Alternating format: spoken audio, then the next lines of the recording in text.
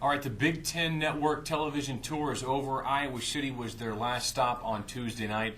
What did we see from the video? I guess more aptly, what did I see from the video? I really feel confident that Iowa's offensive line is going to be pretty solid this year. Don't yet know who's going to be playing center, if it's Raphael Eubanks or Josh Keppel. Keppel, in my opinion, at least from the footage that we saw last night, or rather on Tuesday night, Keppel got the most snaps. Left to right, it was Brian Balaga at left tackle, Adam Geddes at left guard, the sophomore who back in the spring Ken O'Keefe said was somebody that was really flashing during spring drills. And then at right guard it was Dan Doring, and at right tackle it was Dace Richardson.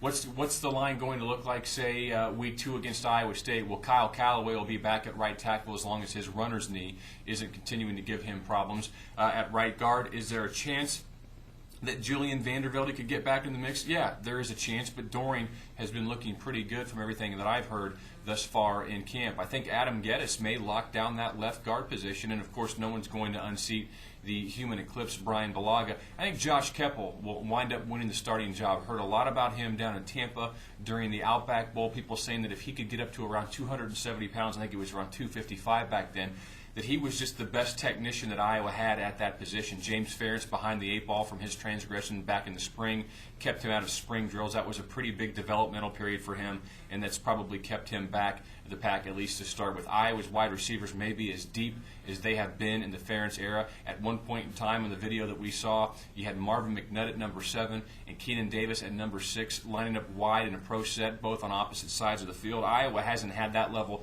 of size and athleticism at receiver on the same field in a really, really long time. Jerry DiNardo, who coached at Vanderbilt, he coached at Indiana, and he also coached at LSU. He was an All-American guard at Notre Dame, won a national championship in 1973. He said that he feels like Iowa has already replaced Mitch King and Matt Krul at defensive tackle. Now, not players that are going to go out and play 70 snaps a game for you, but Iowa's going to be able to mix people in. I thought Christian Ballard looked really good or on Tuesday night from the video that we saw. Carl Klug, I feel really comfortable with him as well. He has a motor, and Broderick Benz is probably the best pass rush end they have, and Adrian Claiborne is just going to be a beast, as we all know.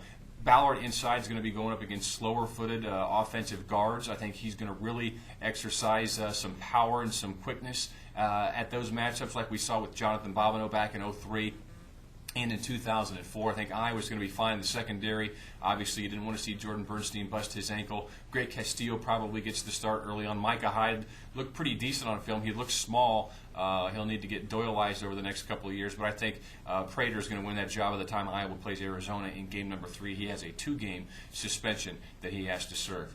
In all, it made me feel pretty optimistic. I mean, I had this team at 10 wins early on, back off to 9 wins. Not sure what's going to go on with Jewel Hampton. I talked with Jerry DiNardo on Wednesday morning, rather, on Miller and Dace in the morning on KXNO, and said, you know, if I had to bet on Hampton right now, I'd bet that he'd redshirt. And DiNardo said I wouldn't necessarily agree with that. So maybe he had an opportunity to talk to the coaches and know something we don't know. Let's hope that is the case. That's all for now. More videos coming as football season gets closer and closer, and during and throughout the season.